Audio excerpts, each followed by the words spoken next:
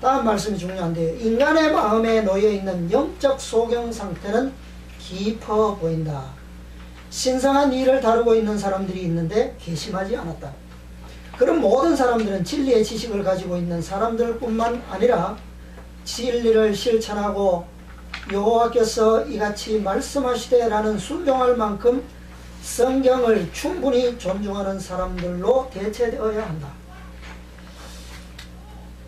자신들이 사무실과 사업의 다른 중요한 라인과 오랫동안 연결되어 있던 많은 사람들은 자신들이 하는 결정에는 참으로 무지하다. 만일 그들이 이러한 결정들의 중요성을 참으로 인지하고 자신들이 그 사업에 관련이 있음을 파악했다면, 내가 이 지금 위원회에 참여하고 사업을 결정하고 논의하고 최종적으로 결론을 짓는 일에 투표하는 그 일에 내가 직접 관련되어 있는 것을 파악했더라면, 그 말이에요. 다른 사람들이 하는 제안에 투표함으로써 아이디어를 주장하고 발표하는 일에 훨씬 더 겸손했을 것이다. 오늘 우리가 이 다루는 주제가 매 대총회 때마다 올라왔다고 알고 있잖아요. 근데 투표의 결과는 늘 똑같았다라고 하는 거죠. 그 결과가 지금 여기에 많은 공문 내용에 다 들어있거든요. 1951년 이전의 결의부터 그 이후에 분리된 이후에 우리 IMS의 결의까지 내용이 간략하게 다 의사록이 다 공개되어 있습니다. 그런데 이런 것을 할 때에 자신들이 이것에 관련이 있음을 파악했더라면 좀 더 진지하고 겸손해졌다라고 하는, 저는 이 말씀을 좀 상황은 다르지만 정신을 분별하는 의미에서 좀 소개해드리고 싶습니다. 자, 또 다른 한 말씀은요. 하나님의 말씀에 순종해야 할 교회 지도자들. 대총회의 음성은 하나님의 음성이라고 생각하고 있는 미국에 있는 사람들은 자신의 주장을 말하기 전에 하나님과 하나가 되도록 하자. 지금 이거는 대총회를 절대적인 권위에 놓고 하나님의 음성에 위치해 놓고 말하고 있는 사람들에게 화이트 부인이 쓰신 편지입니다. 1899년도. 하나님의 말씀은 설교되는 것만큼 살아있는 것이 되어야 한다. 그것은 이 세상에서 이루어진 그리스도인 사업의 모든 단계로 가져와야 한다. 하나님께서 당신의 사업을 하도록 임명받은 사람은 자아를 비워야만 한다. 하늘의 손님께 마음문을 열라. 그 누구도 하나님처럼 여겨서는 안 된다.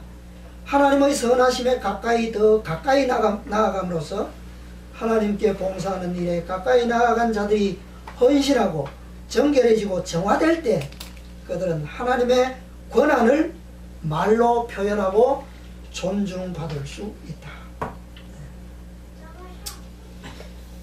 그래서 오늘날 우리가 이런 결과를 맞을 수밖에 없는 것에 대해서 우리가 의아해하고 답답함 속에 있지만, 그러나 화이트 부인께서는 과거의 역사를 통해서 가장 높은 위원회에 있는 책임자들, 그들의 대다수를 향해서 이런 말씀을 주셨어요.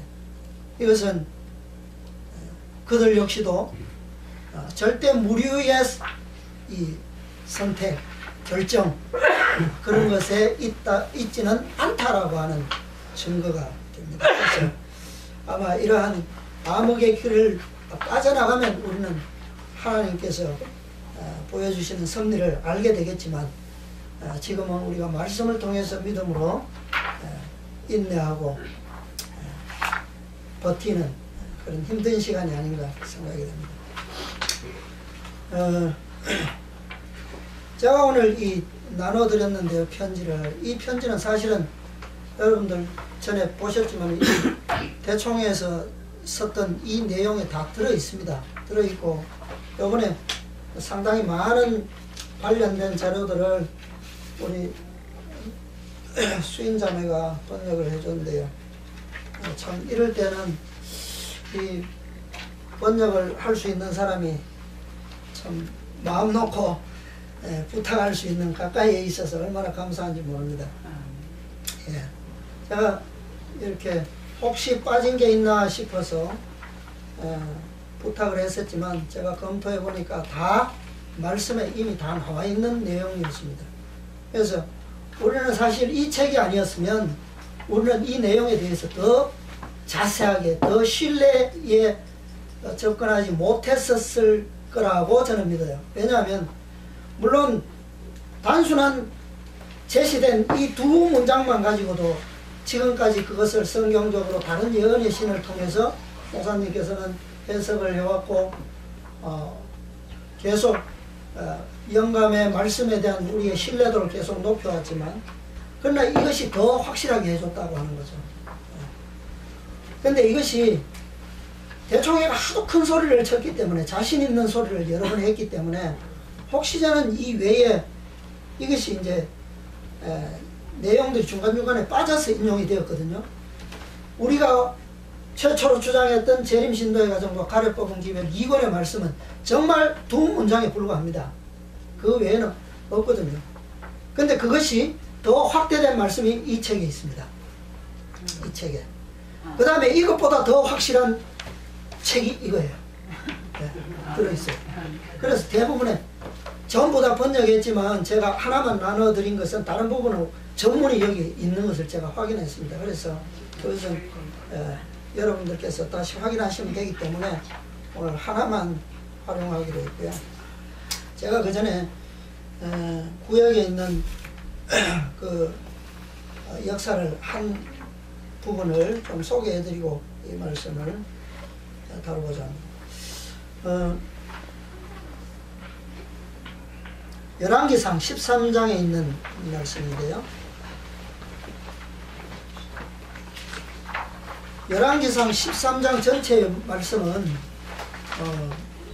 길기 때문에 읽는 시간을 줄이기 위해서 제가 그냥 설명드리겠습니다. 저는 지금 교회의 역사를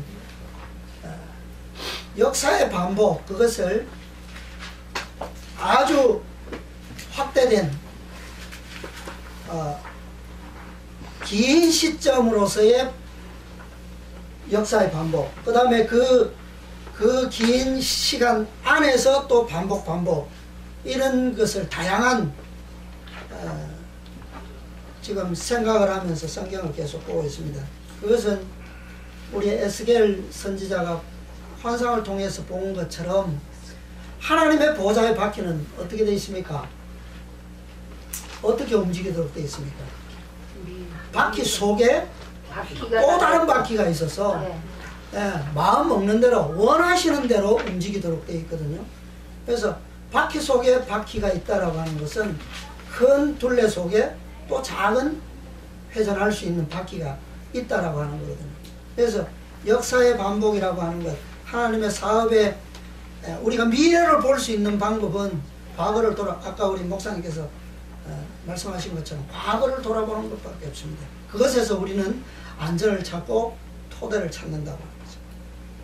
그래서 이 열왕기상에 제가 포인트를 막 주고자 하는 말씀은 뭐냐면 지금 이 장면은 뭐냐면 몇 절만 보겠습니다. 앞에 2절까지만 볼게요.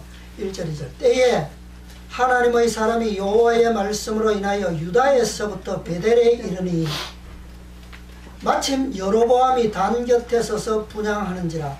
하나님의 사람이 단을 향하여 여호와의 말씀으로 외쳐가로되 다나 여호와께서 말씀하시기를 다윗의 집에 요시아라 이름하는 아들을 낳으리니 저가 내 위에 분향하는 선당 제사장을 내 위에 제사할 것이요 또 사람의 뼈를 내 위에 살리리라 하셨느니라 하고.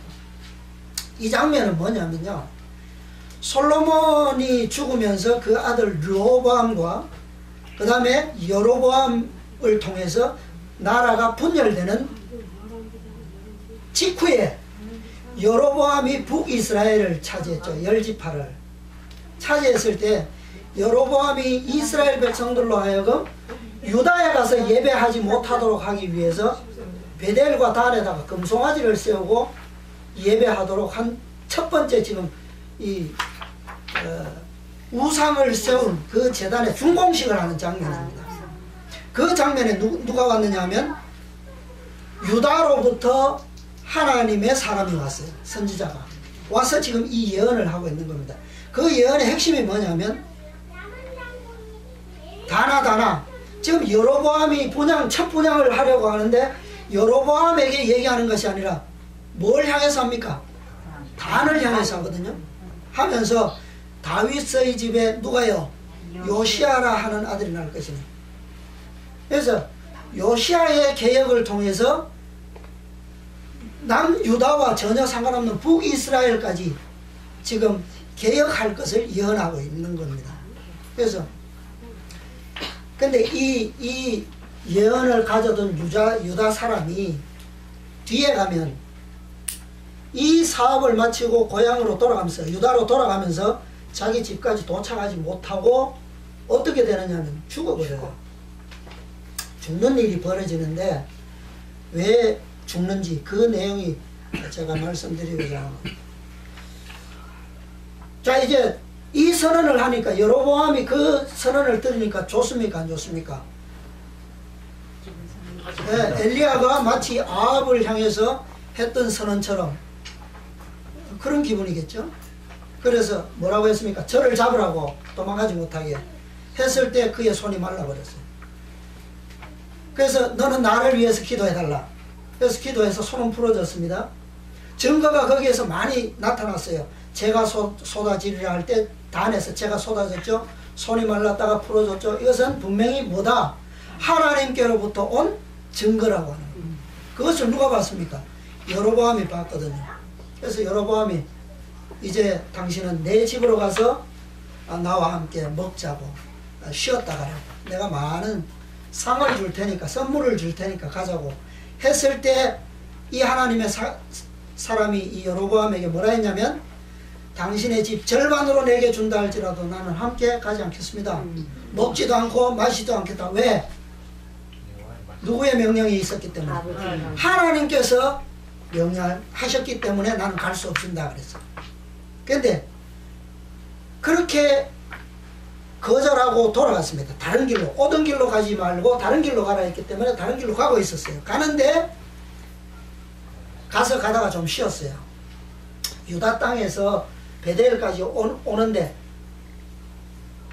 아무것도 먹지도 못했고 마시지도 못했고 그런 상태에서 왔거든요. 그러면 그 길이 짧은 길은 아닐 겁니다. 예루살렘에 유다 땅이면 뭐 예루살렘인지는 여기에 나오지는 않겠지만 어쨌든 베델은 제법 먼 길이었어요. 그 그리심산과 에발산 사이에 있는 데가 거기는 참 세계이고 베델도 그만한 거리였거든요. 근데 이 선지자가 가는 길에 어디에 머물렀냐면 상수리 나무 밑에서 쉬고 있었습니다. 14절에 보면 쉬고 있었는데 얼마나 지쳤겠어요, 그죠? 아무것도 먹지 못했기 때문에. 그러한 때에 그에게 뭐가 오느냐면 시험이 옵니다. 유혹이. 또 다른 유혹이 옵니다. 첫 번째 유혹은 잘 물리쳤습니다. 근데 두 번째 유혹에서 그가 넘어지는데 무슨 연유로 넘어지느냐? 15절 저가 그 사람에게 이르되 나와 함께 집으로 가서 떡을 먹으라. 누가 하는 얘기냐면 베델에 있는 늙은 선지자예요. 그 아들이 그날 그 사실을 분향하는 그 중공식을 다 보고 있었습니다. 그 다음에 유다에서 온 선지자가 선고하는 걸 다 들었어요. 그리고 집에 가서 아버지한테 얘기한 거예요. 그러니까 너는 나귀 한 장을 지어서 그가 어디로 가는지 빨리 말하라고 따라가서 지금 잡아서 이 얘기를 하고 있는 거예요. 나와 함께 집으로 가서 떡을 먹으라고 대답하니까 그럴 때에 뭐라고 했습니까? 아까 여로보암 왕에게 했던 똑같은 대답을 했어요. 그러니까 18절에 가니까 저가 그 늙은 선지자가 그 사람에게 이르되 나도 그대와 같은 선지자라. 천사가 여호와의 말씀으로 내게 이르기를 그랬어요. 그래서 이제 이 유다에서 온 하나님의 사람은 따라가서 19절에 보니까 그 집에서 떡도 먹고 물을 마시니라. 그때에 하나님의 말씀이 임했어요. 그 늙은 선지자에게. 22절에 여호와가 너더러 떡도 먹지 말고 물도 마시지 말라 한 곳에서 떡도 먹고 물을 마셨으니 하나님의 선고가 내렸어요. 오늘 이 부분을 우리는 좀 생각할 필요가 있습니다. 자, 분명히 유다에서 온 선지자는 말씀을 1절에 보면요, 2절에 보면요, 2절이 아니고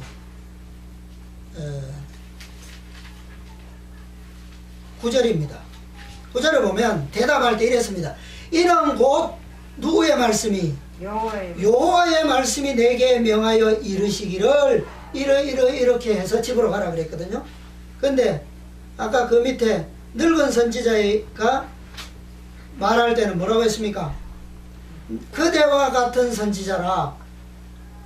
18절에 보니까 천사가 여호와의 말씀으로 내게 이르기를 그랬어요. 이 말씀은 뭐가 다릅니까? 천사. 네, 천사가 추가됐죠, 그죠? 똑같은 두 사람 다 하나님의 사람이라고 기록되어 있는데 한 사람은 여호와의 말씀에 그랬고 한 사람은 천사가 여호와의 말씀으로 내게 이르기를 그랬어요. 그는 여기서 말씀을 어떻게 본 겁니까? 아까 우리가 방금 교훈을 얻은 것처럼 자세히 그 증거를 보지 아니하고 그 다음에 그 오는 통로를 올바르게 살피지 아니한 결과로 아까 하나님의 죽음의 선고를 받아들일 수밖에 없었습니다. 자, 여기서 우리는 하나님의 명령은 그 명령이 오는 통로 그대로 다시 올 때에, 다시 말하면 하나님께서 주신 기별과 반대되는 기별. 분명히 처음에는 여호와의 말씀에는 뭐라고 그랬습니까? 떡도 먹지 말고 다른 길로 돌아가라 그랬는데 지금은 뭐라고요? 내게 이르기를 먹고 마시라 했다 그랬거든요. 그럼 기별이 같습니까? 반대됩니까? 반대되는 기별이죠. 그런데 그는 반대되는 기별임에도 불구하고 뭐 하지 않았습니까? 그 명령이 오는 통로를 유의하지 않았다는 거예요. 네. 그 결과로 그는 그의 생명을 잃어버렸어요. 오늘 우리는 이것에 주의할 필요가 있다고 하는 겁니다. 그래서 그 증거가 뭐냐? 그가 가다가 사자의 밥이 아니라 사자에 의해서 찢겨 죽었어요. 그런데 이것이 하나님께서 주신 증거라고 하는 것이 사자가 굶주린 가운데 있었지만 그 시체를 먹지도 않았습니다. 그리고 그가 타고 가던 나귀도 찢지도 않았어요. 죽은 시체도 옆에 있고 나귀도 가만히 서 있고 사자도 그 옆에 앉아 있습니다. 건드리지도 안 하고. 이건 무슨 증거다? 하나님께로부터 온 증거, 능력의 표라는 거죠. 그래서 자, 제가 왜 이 성경을 인용했냐면 대총회가 지난번에 왔을 때 이 두 말씀을 인용할 때 화이트 부인이 분명히 처음에는 된다고 했지만 나중에는 뭐라고 했습니까? 안 된다. 그의 견해가 바뀌어서 안 된다고 했다. 그럴 때는 뭐 해야 된다고 하는 겁니까? 제가 지금 자, 이제 제가 이 말씀에 대한 한 주석을 소개해 드리겠습니다.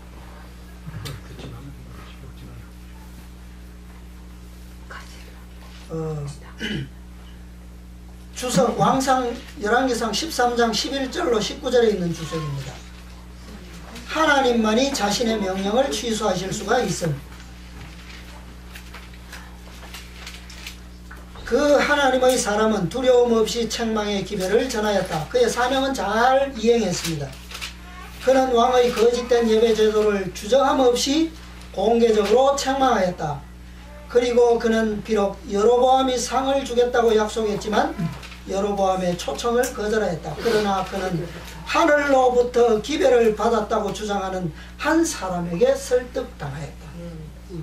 주께서 어떤 한 사람에게 이 기별자에게 주신 것과 같은 명령을 주실 때 그 명령에 뭐에 있어서도 취소에 있어서도 어디로부터 와야 한다? 주께서 친히 그 명령을 취소하셔야 한다. 하나님의 명령과 반대되는 다른 명령을 따르려고 하나님의 길에서 돌아서는 사람에게는 두려운 재난이 임할 것이다. 이 기별자는 거짓된 명령을 따랐기 때문에 하나님께서 그가 죽도록 허락하셨다. 자, 상반된 명령이 어떤 한 사람의 기별자를 통해서 올 때는 반드시 그 온 통로를 알아야 된다는 거죠. 동일한 통로인지 아니면 동일한 계시인지 뭐 그 방법을 우리는 분명히 이해해야 한다라고 하는 겁니다. 자, 오늘 그래서 제가 이 편지를 빼서 번역해 본 이유도 거기에 있었습니다. 자, 여러분들 이제 이 책 다 안 가지고 계실 텐데요. 이 첫 번째 거는 제가 보니까 계시로 보았다라고 하는 증거는 제가 못 봤습니다. 이 1895년도에 쓰신 편지인데요. 그거는 제가 보았다라고 하는 의미를 전혀 못 찾았어요. 못 찾았는데, 두 번째 1863년도죠, 그죠? 재림신도의 가정 344페이지에 실렸던 이 몬테레이 교회에 보내는 화이트 부인의 서신입니다. 이 전문은 아주 깁니다. 긴데 이 내용이 대부분이 여기에 인용이 되어 있습니다. 그런데 이것은 계시예요. 지금 우리 한국 지도자들은 이것이 때와 장소를 고려해야 된다. 또 영감성 글이라도 때와 장소를 고려해야 한다. 그 다음에 이 두 말씀 가지고 뭐 그러느냐, 이 영감성이냐 뭐 자꾸 얘기하거든요. 근데 이 글에 대해서 우리 얼마 전에 우리 여기 허집사님이 글을 올렸어요. 중국어로 된 첫 문장을 올리셨더라고요. 올렸는데 계시라고 중국어 예언의 신을 올렸어요. 올렸는데 그 뒤에 바로 또 한 형제가 반문을 달았는데 뭐라고 되어 있냐면, 맞습니다. 분명히 이것은 계시입니다. 그러나 그 다음 문장부터는 계시가 아닌 사견입니다. 그렇게 되어 있습니다. 그거는 계시고 앞에 것만 계시고 맞죠? 예. 근데 제가 이 전문이요, 지금 여러분 가지고 계시는 그건데, 거기에 화이트 부인이 내가 계시로 보았다라고 하는 증거가 얼마나 많이 기록되어 있는지 모릅니다. 첫 줄 보십시오. 첫 줄, 첫 문단. 자, 여기에 읽으시기 전에 제가 여기 수아레즈 목사님이 인용한 첫 소개를 해보겠습니다. 1863년 화이트 자매는 그녀 생전에 출판되지 않은 한 개인적 서신에서, 이 개인적 서신이라고 그랬거든요. 재혼에 관한 그녀의 견해를 선언했다. 재혼에 관한 그녀의 견해라 그랬거든요. 화이트 자매가 잠든 후 재림신도의 가정 출판가, 아까 몇 년도라고 그랬습니까? 1952년. 출판과 함께 명목상의 재림교회는 교인들, 특히 사역자 사이에서 이혼과 재혼의 증가를 입증하는 화이트 자매의 서신을 출판했다. 자, 63페이지에 보면 뭐라고 했냐면요. 화이트 자매가 나는 보았습니다 라고 기록한 것은 몬테레이 교회에 보내는 서신 속에서 여러 번 발견된다. 보시면 여러 번 나올 겁니다. 그러나 교회에 보내는 이 서신은 이혼과 재혼에 관한 해설이 아니었다. 그녀가 이 편지를 쓸 때 그녀는 뭐라고 했냐면, 무심코 가설적 상황에 기초하여 기록한 것이다. 자, 여러분 그 첫 문단만 좀 읽어주세요. 가설적 추측을 썼다. 첫 번째 문단 읽어보세요. 어제 저녁 힐러는 형제의 집에서 가정 예배를 드리며 예배를 드릴 때 기도를 하던 중에 주님의 축복이 우리 가운데 임했고 나는 계시를 보게 되었다. 나는 계시 가운데 몬테레이 교회와 관련된 문제들을 보게 되었다. 그들을 분리시키고 혼란스럽게 하고자 하는 것이 사단의 목적이다. 나는 대의 형제가 됐습니다. 자, 여기에 지금 첫 문단, 이게 첫 편지의 첫 글인데, 이게 무심코 가설적 상황에 의한 개인 견해입니까? 그렇게 보여집니까? 계시를 보았다. 계시를 보고. 실제 그냥 보았다가 아니고, 나는 계시를 보게. 예배를 드리던 중에, 기도하던 중에 계시가 임했다 그랬어요. 바넬처럼. 근데 모든 화이트부인의 계시 예언의 신에는 대부분 달려 있습니다. 그냥 보았다라고 하는 것과 계시를 보았다라고 하는 것은 분명히 구별되는 거예요.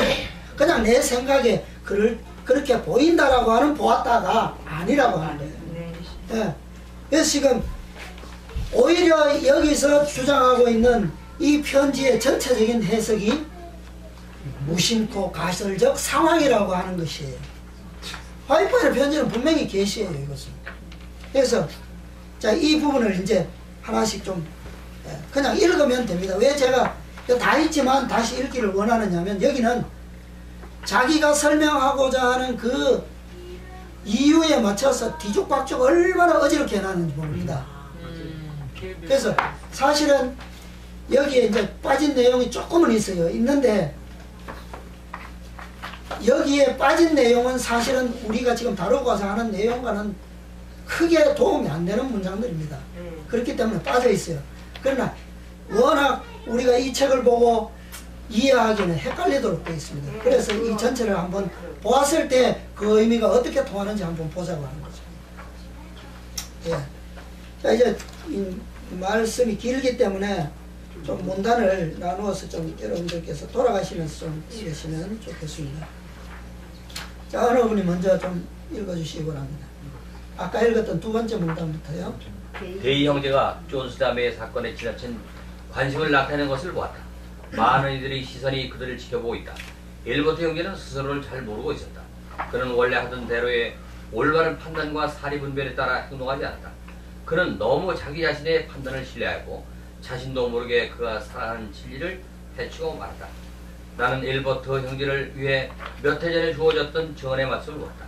그리고 사단과 우리의 신앙을 경멸하는 자들이 지켜보고 있으며 그의 몰락을 보고 기뻐 어쩔 줄 몰라 할 것을 보았다. 엘버트 형제여, 형제가 시작한 길을 따른다면 불신자들이 온전히 승리할 것이고 형제의 영향력은 손상을 할 것이다. 형제는 이미 진리에 피해를 주었다. 이미 많은 사람들이 형제를 의혹을 가지고 바라보고 있다. 나는 형제가 존스 자매에게 관심을 나타내는 것을 보았다. 그것은 존스 자매나 혹은 그녀와 같은 처지에 있는 다른 어떤 자매에게 보일 수 있는 관심보다 훨씬 지나친 관심이었음을 보았다. 그들의 이혼에 형제의 영향이 너무 컸다. 이러한 일들이 형제에게 해를 끼쳤다. 그러나 만약 형제가 최근과 같은 지혜롭지 못한 노선을 택하지 않았다면 불신자들은 형제가 과거에 나타내는 관심에 대해 그렇게 많은 의혹을 가지고 바라보지 않았을 것이다. 그들은 존스 자매를 아내로 삼을 생각을 가지고 있었다. 만약 그렇게 한다면 그대가 몬테리에 교회에서 행사하고자 했던 영역에 치명타를 남기는 것이 될 것이다. 예, 여기 보면 우리가 좀 주목해야 될 부분이 있죠. 몇 해 전에 이미 이 편지가 주어지기 전에 개인적으로 엘버트 형제를 위해서 증언이 한번 간 적이 있다라고 하는 부분과, 그 다음에 왜 이 부분을 주목해야 되느냐면 나중에 이 엘버트 형제와 관련해서 사과하는 내용이 나옵니다. 기억하실 겁니다. 그것을 두고 하는 말이고요. 그 다음에 지금 마지막 문단에 보면 이 엘버트 형제가 존슨 자매와 그 부부간에 이혼하는 과정에 형제의 영향이 너무 컸다라고 하는 점, 그 다음에 그대는 존슨 자매를 아내로 삼을 생각을 가지고 있었다. 이때에는 상황이 어떤 때냐면 두 가정이 건재할 때였습니다. 두 아내와 남편. 엘버트는 아내가 죽지 않은, 사별을 하지 않은 상태에 있었고, 그 다음에 존슨 자매도 빅터와 아직 이혼하지 않은 상태에 있었어요. 그런 상태에 지금 내용을 화이트 부인이 계시로 보고 있는 겁니다. 예, 그 다음에 또 읽어주십시오. 형제는 매우 맹목적으로 행동했다. 만약 그대가 이 문제에 있어서 그대의 결혼 생활에 만족하는 대신 그대 자신의 마음과 목적을 따르다면 그대는 비참해질 것이다. 하나님의 축복이 그대와 함께하지 않을 것이다. 형제들이 신임을 잃게 될 것이다. 몇몇 사람들이 이 문제에 관해 형제와 같은 견해를 가지고 있으나 그들도 그대만큼이나 눈멀었고 신뢰할 만한 자들이 아니다. 나는 빅터 존슨이 매우 타락했음을 보았으나 지금이라도 그가 겸손하게 회개한다면 하나님께로 돌아올 수 있음을 보았다. 그러나 하나님께서 그를 당신의 백성으로 인정하실 위치에 도달하는지는 의문스럽다. 예, 지금 이런 문장을 가지고 비록 음행의 연고나 어떤 다른 사유라도 절대 살아있는 동안에는 헤어질 수 없다. 그 다음에 헤어질지라도 돌아오는 걸 기다려야 된다라고 주장하고 있죠. 화해해라. 예, 또 읽겠습니다. 몇 해 전 예? 몇 해 전 나는 하나님께서 빅터를 불쌍히 여기신 것을 보았다. 그는 체질적으로 술을 좋아하고 그 습관은 굳어져서 극복하기 매우 어렵게 되었다. 담배를 피우는 저주받은 습관은 그로 하여금 한때 갈망했던 강한 술을 거부할 수 없게 만들었다. 나는 그의 아내가 그로 인해 많은 고통을 당했음을 보았으나 그녀 또한 마땅히 해야 할 만큼 올바로 행하지도 않았고 남편을 돕지 않았음을 보았다. 그녀는 조바심을 내고 불평하고 흠을 잡고 형제들의 허물을 찾았고 형제들과 자신이 도왔다면 죽은 만큼 강한 욕구를 극복할 수 있었을 그 빅터에게 자신의 골칫거리들을 말하곤 했다. 그녀는 때때로 매우 크게 실패했다. 만약 그녀가 남편에게 그런 도움을 주어 그를 변화시켰다면 남편을 구원할 수 있었을 것이고 영원토록 상급을 받을 수 있었을 것이다. 그러나 자주 그녀는 자기 마음대로 행하려는 목적과 고집스러운 의지가 있었다. 그녀는 순종적이지 않았고 자주 자신의 뜻과 자기가 하고자 하는 대로 남편에게 강요했다. 그녀는 하늘이 보기에 깨끗하지 못했다. 예, 그녀는 하늘이 보기에 깨끗하지 깨끗하지 못하다. 예, 그 다음에요. 게이 형제여, 그대는 존스 자매가 남편을 떠나기 전 악이 나타나지 않도록 절제하는 일에 마땅히 해야 할 만큼의 주의를 기울이지 않았다. 그대는 자주 그녀와 단둘이 대화를 나누었다. 그대의 동기가 아무리 순수하다 하더라도 그대는 비판을 받아왔고 특별히 그대의 아내가 죽고 난 지금 도시자들은 이 문제에 관해 그들이 마음대로 해석하고 있다. 만약 형제가 존스 자매를 아내로 맞이한다면 그대는 비난을 받을 것이고 그것은 미래도 씻을 수 없을 것이다. 그대는 우리 시당의 원수에게 신성모독의 별비를 제공하는 것이 될 것이다. 빌비를 제공하는 것이 될 것이다. 존스 자매는 이 문제에 있어서 깨끗하지 못하다. 그녀는 옳게 행동하지도 올바로 생각하지도 않았다. 하나님의 성령이 이 문제에 있어서 그녀나 형제를 인도하지 않았다. 엘버트 형제여, 그대는 이 문제를 놓고 기도했으나 특정한 길로 나가고자 하는 욕구와 바람 때문에 빛과 증거 아닌 것을 빛과 증거라고 생각하게 되었다. 그리고 원수는 이 일이 자기에게 이익이 되고 그대에게는 불이익이 되도록 크게 적용하였다. 예, 아까 그 위에서 그대의 아내가 죽고 난 지금이라 그랬죠. 네. 지금은 죽고 난 뒤에 이 편지는 쓰여졌지만 그러나 지금 기록하고 있는 이 두 사람의 마음에 대해서는 그 전에 사별하기 전의 상황을 지금 기록하고 있는 거예요. 그렇죠. 예. 나는 그대나 혹은 이런 경우에 처한 다른 사람이 어떤 다른 사람이라도 아무리 과거의 판단이 옳았다 할지라도 자신의 생각대로 노선을 정하고 스스로 위험을 무릅쓰고 자신의 판단을 신뢰하는 것은 안전하지 못함을 보았다. 그러한 노선을 따르고자 하는 욕망은 사람을 증거가 되지 못하는 것을 자신이 옳다는 증거로 받아들이도록 이끌 것이다. 그의 의지는 하나님의 뜻에 복종시키지 않았으며 자주 원수가 그의 욕망과 의지를 지배한다. 엘버트 형제여, 그대는 무거운 책임을 안고 있다. 그대는 진리로 개심했고 구원하는 능력을 경험하였다. 그대는 살아계신 하나님의 교회에 속해 있고 형제들에게 속해 있다. 그대는 높고 거룩한 띠로 형제들과 연합되어 있다. 그대는 그대의 것이 아니다. 그대가 어떤 노선을 취하는가에 관한 교회에게 있어서 매우 중대한 문제이며 교회는 이 문제에 있어서 교회의 번영과 영역이 염려스러울 때에는 그것을 이야기할 권리를 가져야 한다. 데이 형제, 엘버트 형제여, 다시금 나는 몬트리에 교회가 성경을 올바른 관점으로 보지 않았음을 보았다. 여인이 국가의 법에 의해 남편과 법적으로 이혼을 했을지는 모르나 더 높은 법률에 의해서는 하나님이 보시기에 아직 이혼한 것이 아니다. 오직 한 가지 죄, 곧 간음만이 남편과 아내를 하나님이 보실 때 결혼 소약으로부터 자유로워질 수 있는 위치에 놓는 것이다. 국가의 법이 이혼을 허락할지라도 성령의 빛과 하나님의 법에 따라서는 여전히 부부일 것이다. 예, 여기까지가 첫 번째 우리가 생각을 이혼은 했지만 아직은 간음은 없었다라고 하는 좀 생각해 볼 수 있는 여지가 남아 있습니다. 이게 그래서 존슨 부부가 이혼은 했지만 아직은 빅터 형제가 간음은 하지 않았다. 그러니까 간음으로 이혼된 사례가 아니거든요, 이게. 정상적인 이혼이에요. 예. 그렇죠.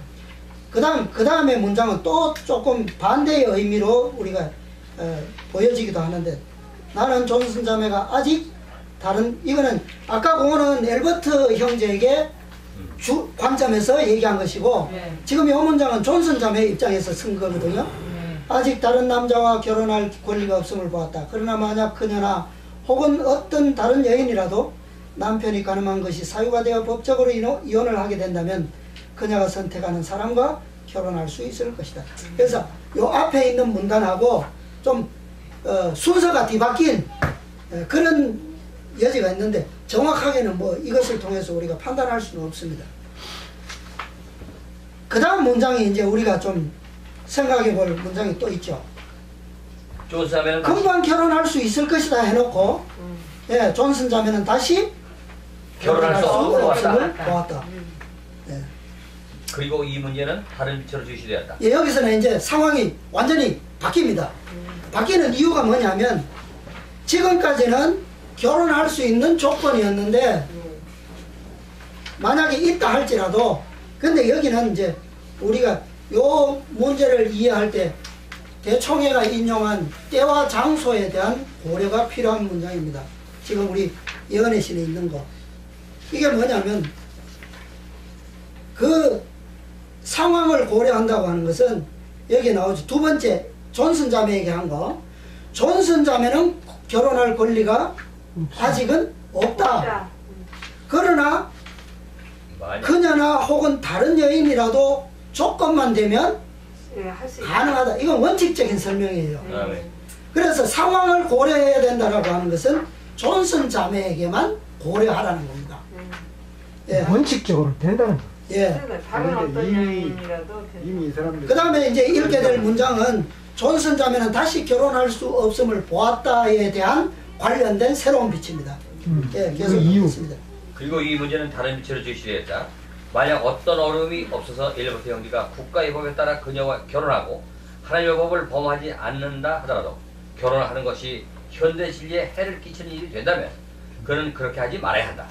현대 진리가 그의 생애보다 더 귀한 것이 되어야 한다.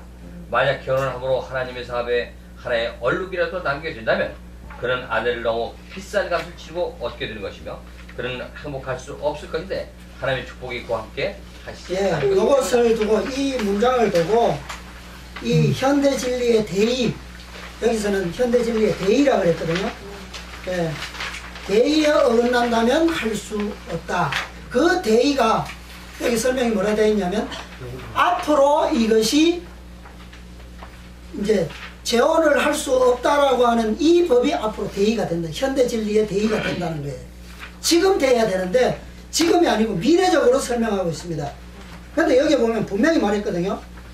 만약 어떤 어려움이 없어서 엘버트 형제가 국가의 법에 따라서도 이혼이 정당하고 성경이 그 다음에 결혼하고 하나님의 법을 범하지 않는다 하더라도 이거는 원칙적인 면을 설명한 겁니다. 국가의 법으로나 성경적으로나 범하지 않는다 하더라도 이것은 가능하다라고 하는 의미를 이미 내포하고 있는 거예요. 근데 존슨과도 가능하다라고 하는 의미는 여기에 그녀와라고 붙여놨잖아요. 그래서 이 두 사람의 경우를 이미 설명하고 있다고 하는 거죠. 근데 이 그녀와 결혼을 하는 것이 현대 진리에 해를 끼치는 대의를 끼치는 일이 된다면 그렇게 하지 말아야 된다. 이게 뭐냐는 거죠, 이 해석이. 그때 그 상황이 현대 진리의 욕을 먹게 한다면 네. 그들이 결혼함으로써 그러니까 그 현대 진리가 뭐냐는 겁니다.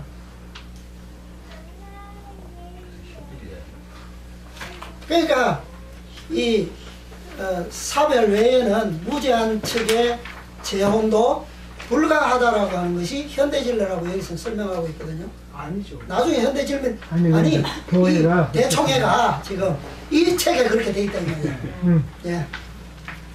근데 여기에 보면 이 말씀을 보면 이미 있는 현대 진리의 대의를 말하고 있잖아요. 그렇죠. 앞으로 무슨 현대 진리입니까? 그건 미래의 진리지. 거기에 지금 기준을 맞출 이유가 없잖아요. 지금 우리가 가지고 있는 복음과 현대 진리의 기준을 했을 때 이들은 할 수 없다라고 한 거란 말이에요. 그러면 그것이 뭐냐라고 하는 것을 우리가 정의할 수 있다면 이것은 이제 답이 나오겠죠. 이유를 쭉 나열해 놨는데. 예. 왜냐하면 지금 가지고 있는 현대 진리는 그 현대 진리의 대의 명분은 만약에 이 지금 주제에 다루어서 본다면 하나님께서는 이혼을 가증히 여기신다 그랬거든요. 그래서 우리가 이혼을 하라고 장려하는 것은 아니지 않습니까? 네. 그것은 현대 진리의 대의 명분이 될 수 있죠. 그러나 그래서 지금 존슨 자매의 경우는 이 대의 명분에 이미 손상이 갔다 이 말이에요. 그렇기 때문에 안 된다라고 하는 새로운 이 빛이 제시된 겁니다. 그 뒤에 설명이 이제 계속 그걸 설명하는데 계속 보겠습니다. 그는 진리를 위해 희생했었다. 이제 그는 3페이지요. 나는 엘버트 형제가 진리를 매우 귀중하게 생각하는 것을 보았다. 그는 진리를 위해 희생했었다. 이제 그는 그의 소유 이상의 것을 희생할 수 있다. 자는 죽어야 한다. 자는 희생되어야 한다. 자는 감동을 입어야 한다. 그의 의지는 굴복해야 하고 하나님 뜻을 순복해야 한다. 나는 몬테이 교회가 지혜를 배워야 함을 보았다. 어떤 일은 극단적으로 함으로 문제를 더욱 악화시켰다. 데이비드 럼시 형제는 너무 성급하고 지혜롭지 못하게 행동했다. 그는 엘버트 형제의 실패를 자신을 높이는 데 이용했다. 그는 깊이 겸손해야 하며 자신을 잘 돌아보지 않으면 휘청하다가 넘어지고 말 것이다. 좋은 가마력을 조금 혹은 전혀 끼치지 못하는 몇몇 일이 이 문제에 관해 자유로이 말하고 과장하였다. 그는 알지 못했지만 그들은 추측하고 짐작하였다. 그런 입들은 다물어져야 한다. 그들은 교회의 저주가 될 뿐이다. 엘버트의 형제여, 나는 과거에 어떤 문제들을 보게 되었다. 나는 그대가 아내가 살아있는 동안 존사매를 자주 찾아가는 분별 없는 행동을 한 것을 보았다. 이것은 잘못된 것이었고 그것들이 그대의 아내로 하여금 남모를 슬픔과 고래에 처하게끔 하였다. 그대는 그대의 진실됨을 확고히 믿었으나 마음이 편하지는 않았다. 악이 나타났다. 그는 존사매에게 빠져 있었다. 그녀는 교묘에 그대의 환심을 샀다. 그녀는 옳지 못했고 그녀의 마음도 생각도 불순했다. 여기 보면 과거를 얘기하고 있잖아요. 과거에 어떤 문제를 보게 되었는데 이 엘버트 형제의 아내가 살아있는 동안 존슨 자매에게 나타낸 그 호감이 하나님께 보실 때는 악이었다라고 하는 거예요. 그래서 이것은 존슨 부부로 하여금 이혼을 부추기게 했고 빅터로 하여금 더 자기의 그 잘못된 습관을 고칠 수 있었음에도 불구하고 이 이유 때문에 그는 돌이킬 수 없는 더 술주정과 담배로 인해서 더 타락하는 모습을 낳게 되는 거죠. 그래서 이것은 결국 이 엘버트가 가지고 있었던 현대 진리, 그가 마음속에 사랑하고 있었던 진리, 그는 매우 귀중하게 생각했다 그랬거든요. 그것을 화이트보이는 영감으로 보았다 그랬거든요. 그 다음에 그 당시에 그 상황을 목도하고 있는 교회의 현대 진리, 그들은 공통적으로 가진 진리와 그 명분에 이미 해를 끼치는 손상을 주는 행동을 가지고 있었던 것을 화이트보이는 몰랐지만 지금 보게 된 거예요. 계시로. 당신은 몰랐지.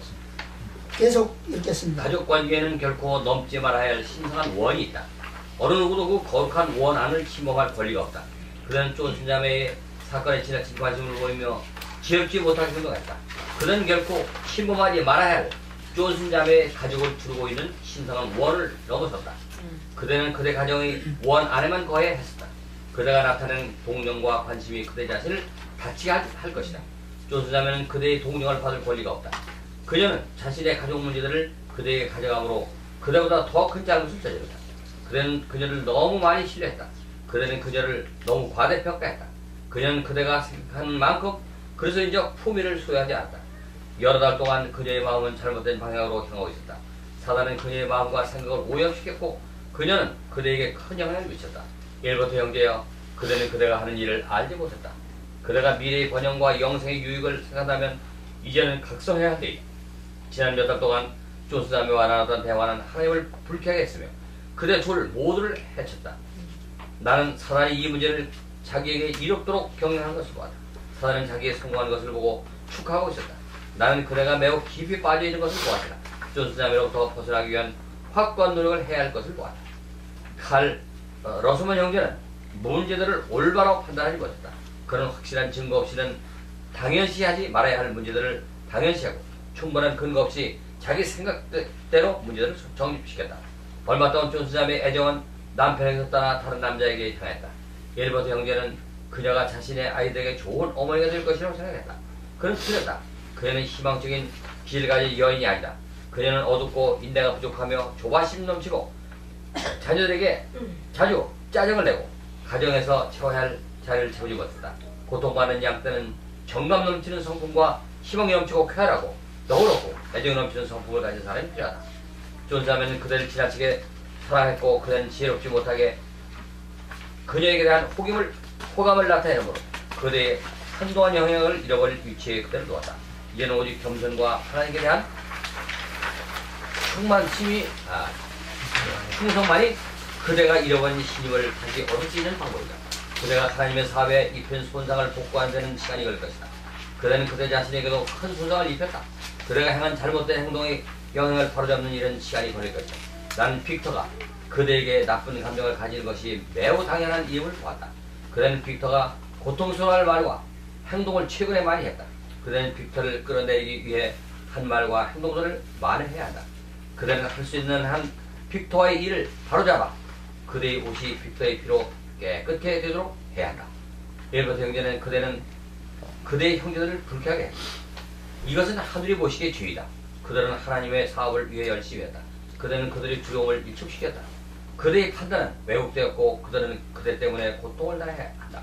엘버트 형제와 나는 그대가 경솔했고 빅터가 알아차리고 그 일로 인해 그의 마음에 슬픈 그림자가 들은 것을 보았다.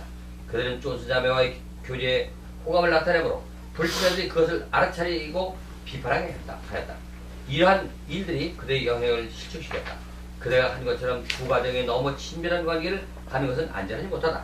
그렇게 함으로 각 가정을 보호하는 프라이버시와 신성성의 방패는 깨지고 사단은 하나님의 사업과 서로를 해치고 망가뜨리는 길로 인도할 것이다. 예, 이 두 사람의 이런 일로 인해서 하나님의 사업 자체가 해를 받고 망가뜨리는 길로 인도되었다 그랬는데, 두 사람 다 사실은 가정이 멀쩡할 때 두 사람 다 서로가 서로에게 자기의 배우자였으면 하는 그런 생각을 가지고 의도적으로 이렇게 했던 거죠. 화이트는 지금 이 사실을 두고 왜 된다고 했다가 원칙적으로는 되는데 왜 안 된다라고 했는지에 대한 지금 그 설명이 것입니다.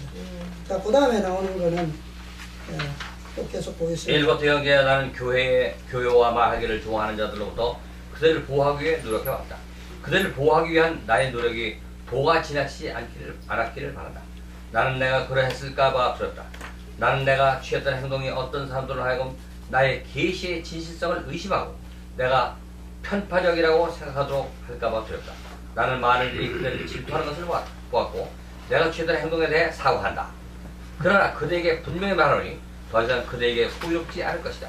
그대의 경솔함은 하나님 보시기에 책망받아 마땅하다. 그대의 눈을 가리고 있는 장막을 주님께서 거두셔서 모든 사물을 분명히 볼 수 있게 되기를 바란다. 네, 이게 사과한 내용입니다. 사과한 내용인데 지금까지 이 말씀을 보면 어디 뭐 재혼에 대해서 원칙을 사고 그걸 두고 사과한 겁니까? 그게 아니고 아까 우리 첫 1페이지에 보면 제가 몇 해 전에 주어졌던 정언의 말씀을 보았다 언급했죠.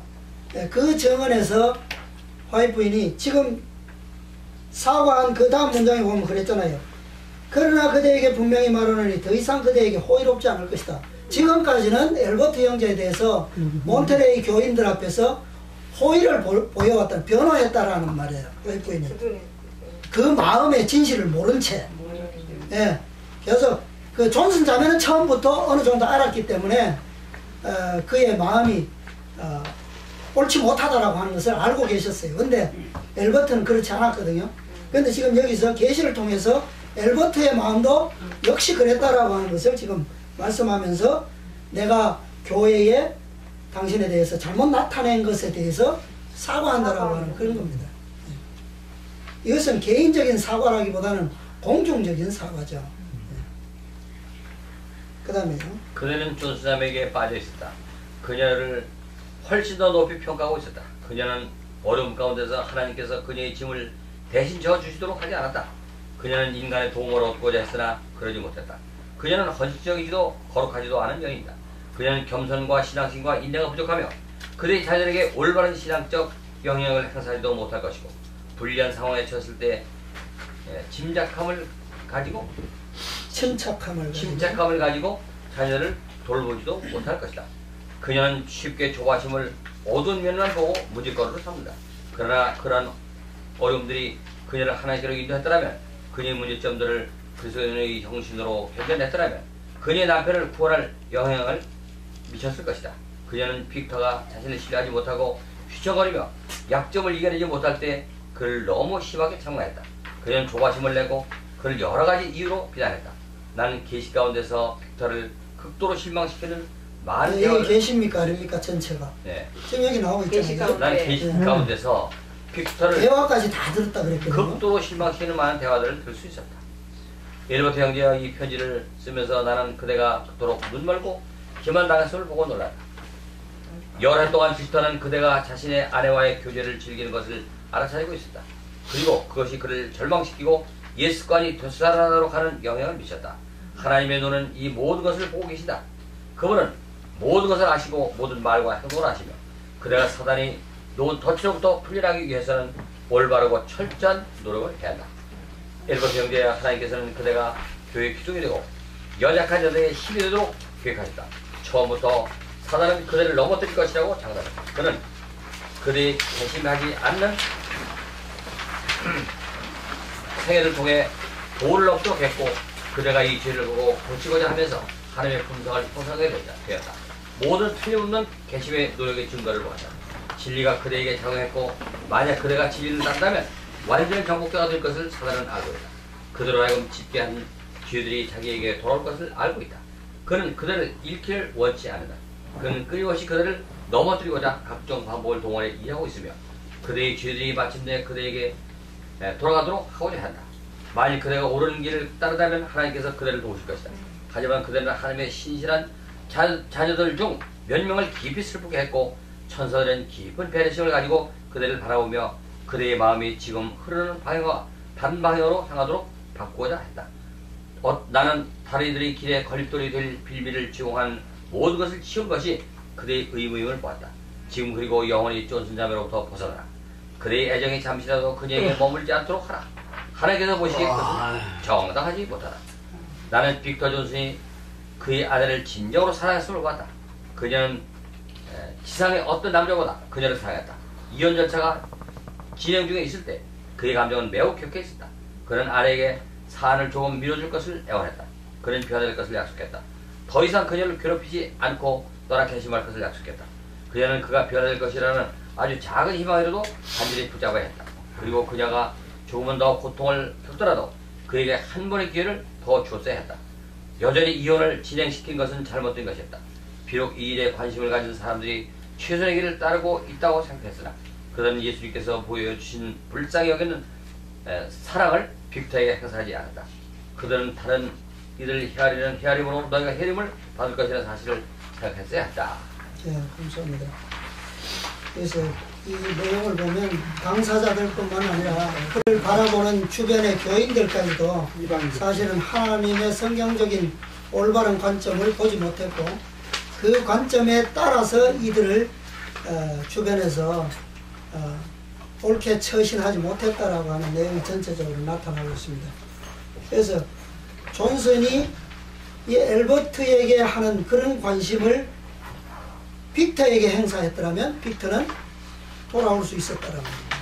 그런 가능성을 설명하면서 이제 이 둘의 마음에 품었던 것이 결국 잘못되었다라고 하는 그런 결론을 가고 있습니다. 여기 이 내용에서 결코 하이프인이 성경적인 원칙적인 재혼에 대해서 언급한 의미는 하나도 발견할 수 없다라고 하는 거죠.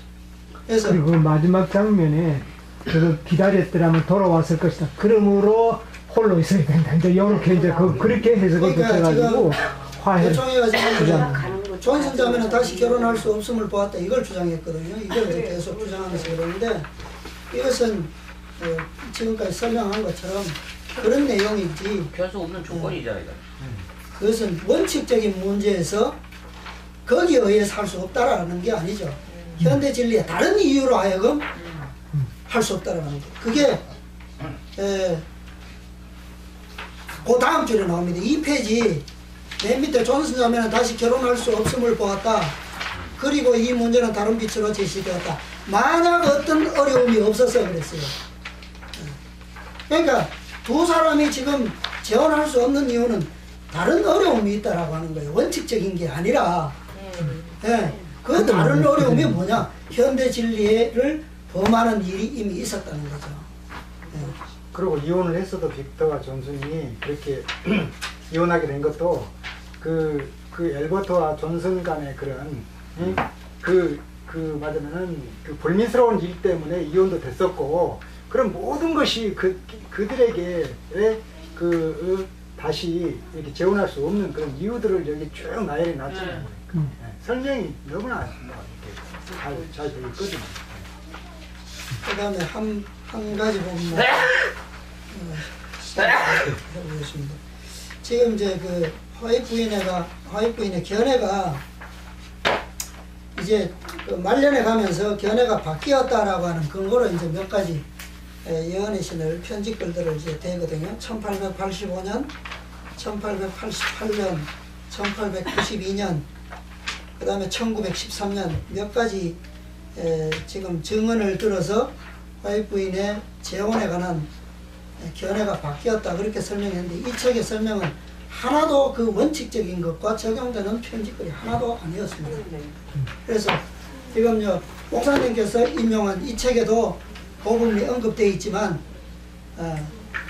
그 진실된 이것에 대한 감정적인 진위의 설명은 여기도 안 들어있더라고요. 그게 이 책에는 다 나오거든요. 이 책에는 보면 행실에도 나옵니다. 예, 여기에는 지금 대총회가 화이트 부인의 견해가 바뀌었다라고 하는 증거 자료로 제시한 그 말씀에 대한 해설이 여기는 다 나옵니다. 거기에 보면 원칙적인 문제하고는 하나도 관련이 없는 것들이에요. 그래서 다 뭐 목사로 목사로 세워야 될 것이냐 말 것이냐. 한 가지 예를 들어보면 1892년 오 높은 곳으로 온 지혜가 있다면 좋으련만 오 펼쳐진 책처럼 마음을 읽는 분의 조언이 있다면 얼마나 좋으랴. 이걸 지금 재혼을 할 수 있느냐 없느냐, 또는 그 사람들의 상황으로 보느냐, 뭐 그런 것을 이제 우리가 가정할 수 있는데, 원칙적인 거는 전혀 상관이 없는 거거든요. 단지 이들의 과거가 이런 문제들을 가지고 있는 사람들이기 때문에 이제 이 말씀이 인용되었는데, 화이트 부인이 고민하고 있는 것은 재혼에 대한 것으로 고민하는 건 전혀 없습니다. 없고 이미 과거사를 지나와서 현재 교회에서 열심히 그들의 충성을 보여주고 있을 때, 충실함이 증명되고 있는데도 불구하고 과연 이 사람을 더 높은 지위로 승진시킬 수 있을까? 아니면 목사로 세울 수 있을까? 아니면 학교 교사로 세울 수 있을까? 그런 문제에 대해서 지금 고민하는데 하늘의 지혜를 바라고 있는 거예요. 예. 주제가 다른 거. 예, 주제가 전혀 다릅니다. 그러니까 비성사적 결혼에 대해서 예. 그런 거에 대해서 언급을 했거든요. 그리고 여기에서요, 저도 잠깐 한 말씀 드려도 될까요? 이 문제에 대해서 얘기할 때는 1년 2라고 하는 이 사람에 대해서 나와요. 예. 그거는 1913년도예요. 예. 그러면서 쭉 1년 2에 대한 사건을 계속 서로 이제 그 대총에 이제 보내고 또 보내고 뭐 꼭 우리 무슨 저기 사건 났을 때 얘기처럼 뒤에 보면은요, 여기 보면은 제가 한 말씀 읽어드릴게요. 나는 이런 문제들은 어떤 것도 내 앞에 제시되어서는 안 된다고 생각한다. 나는 그 경우가 내 앞에 명백하게 공개되지 않는 한, 그러니까 화이트 부인 앞에 자기가 확실히 그 내용을 알고 있거나 그 계시로 보여지지 않는 한, 명백하게 내 앞에 명백하게 공개되지 않는 한, 이런 일은 어떤 것이든 그것을 다루는 것이 나의 일이라고 생각하지 않는다. 이 경우에 관하여 결정적으로 말할 수 있는 지혜를 가진 형제들이 교회 내에 있어야 한다. 나는 하나님께서 이런 짐은 어떤 것이든 내가 지기를 원하신다고 믿지 않는다. 기도와 금식으로 그들 가운데서 이런 문제를 해결 지을 수 없다면 그들이 해결할 때까지 금식과 기도를 계속하도록 하라. 예. 만약 그 교회에서 하라 했는데요. 이걸 대총에서 이런 일이 있을 때마다 계속 금식한다면 대총에는 맨날 금식만 하고 있어야 되겠네요. 그러니까 이게 말이 안 맞는 게 이 문제를 잘 아는 그 교회 형제들이, 지혜를 가진 형제들이 이 문제에 대해서, 그리고 또 이 문제는요, 이미 일리안미에 대한 문제는요, 이거는 정말 그 비성서적인, 여기 보면은 일리안미는 이 사람 결혼을 3번 했습니다. 결혼을 3번 했고요. 이 사람에 대한 문제를 쭉 얘기를 했었어요. 그래서 이런 문제들에 대한 그 언급을 말한 것을 대충에 다 저기 그 일임했다, 뭐 교회에다가 하라 했다, 결코 그러지 않아요. 이게 너무나 이것들을 해석하는 데 있어서 대총에는 말도 안 되는 억지 주장을 하는데 정말 속이 터지는 거예요. 이 윌리엄 E라는 분은 결혼은 2번 했고, 2번째 여인은 결혼한 게 아니라 그냥 동거 생활을 하면서 자녀를, 딸을 하나 낳은 경우입니다. 그런 경우인데, 와이프인이 지금 여기서 정원에서 고민하고 있는 것은, 지금 이 윌리엄 E라는 분이 맡고 있는, 처음에 문서전도를 시작했거든요. 문서전도 시작해서 나중에는 교회 장로로 안수를 받았고, 그 다음에 더 충실함이 입증돼서 그 지역에 가장 영향력 있는 큰 교회의 목사가 필요한데, 이 사람이 적임자였던 겁니다. 근데 이 적임자를 세우는 일에 있어서 와이프인에게 이제 편지를 보내서 조언을 구한 그 세대한 답변입니다. 답변인데, 이미 이 사람은 그 충성됨이 입증되었기 때문에 목사로 세워야 되느냐 마느냐에 대한 답변을 요구한 것에 질문을 한 것이지, 이 사람의 과거사가 뭐 잘못되었다 잘되었다 그것을 판단해 달라고 한 게 아니거든요. 이미 그것은 다 과거에 편지가 수없이 오고 갔고, 그 문제는 이미 다 지나간 문제였어요. 단지 과거에 이런 전적을 가진 사람을 세우는 것이 옳으냐 마느냐, 그 문제에 대해서 하늘의 지혜를 구하고 있는 겁니다. 그리고 그것은 지역교회 교인들이 잘 합의만 과거사를 되면 잘 알고 있는 지도자, 가능하다고 하는 그런 의미도 될 수 있는 겁니다. 네. 교회에서만 용납한다면 문제될 것도 별로 없다는 그런 의미로 해석을 해도 됩니다. 그 다음에 또 한 경우는 이제 그 재혼한 형제인데, 와이프인이 호주에 가 있을 때 지형제.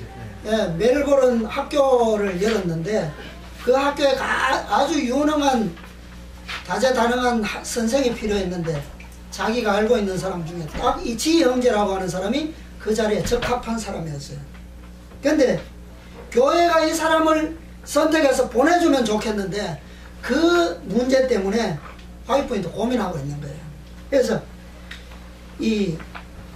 그의 재혼적인 이유 때문에 사실 이 사람도 간음으로, 음행으로 이혼하고 재혼한 게 아니라 일반적인 사유로 재혼을 한 사람입니다. 그런데 와이프인은 아직까지는 교회에 그 청구를 하지 못했고 혼자 고민하고 있는 거예요. 교회가 알아서 해주면 좋겠는데 지도자들의 반대가 예상된다는 거죠. 그래서 나중에 지도자의 반대를 예상해서 지금 나중에라도 그게 알게 되면 지도자들이 문책을 할 거 아닙니까? 화이트인한테 불렀다고 한다면. 그랬을 때에 고민하는 내용이 높은 것으로부터 온 지혜가 있으면 좋으련만, 그런 기도를 한 거예요. 결국 이 편지는 이제 헤스겔 목사에게 보냈던 편지인데, 결국 화이트인은 그 문제에서 지나서 2년 후에는 그 형제를 개인적으로 부릅니다. 교회를 통해서 부르는 게 아니라 개인적으로 부르는데, 개인 편지로 할 때 뭐라고 하냐면, 당신의 농장을 다 팔아서 개인적인 사비로 와라. 교회에 의탁하지 말고. 그래서 조심스럽게 그렇게 편지를 보내는 일이 있거든요.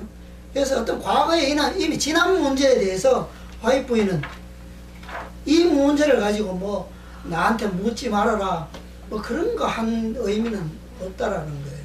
만약에 재혼과 관련된 처리 문제라도 화이트 부인이 자신이 영감과 계시를 통해서 보지 못하는 부분에 있어서 교회의 원칙에 따라서 그 당사자들의 문제를 잘 알고 있는 지도자들에 의해서 다루어지도록 하라라고 한 편지가 있는 겁니다.